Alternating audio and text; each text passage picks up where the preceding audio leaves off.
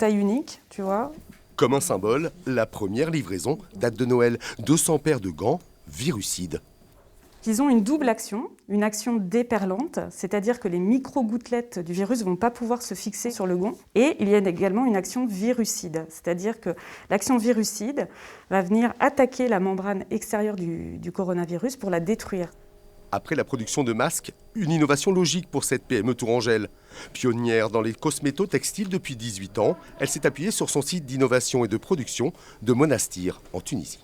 C'est fabriqué en polyamide élastane comme l'ensemble de nos gammes ou quasiment.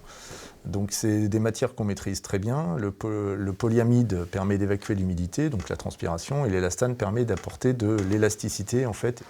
Et ils sont donc compatibles avec les écrans tactiles. Tu as essayé ?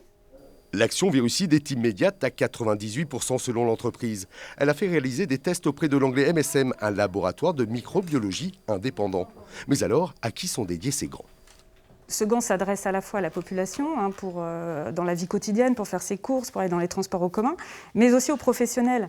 Tous les professionnels qui vont être en contact avec le public, qui vont livrer des colis, qui vont être touchés, manipulés par beaucoup de personnes, qui vont prêter un crayon pour la signature. Voilà, ça peut vraiment s'adresser à la fois aux professionnels, mais aussi au grand public. En cas de succès des ventes, les 200 premières paires se sont vendues en 48 heures. La société assure une capacité de production de 10 000 pièces par jour. Même si cela demeure un objet de protection, les autorités sanitaires pourraient bien rapidement se pencher sur la question, comme pour les masques en tissu à leur début.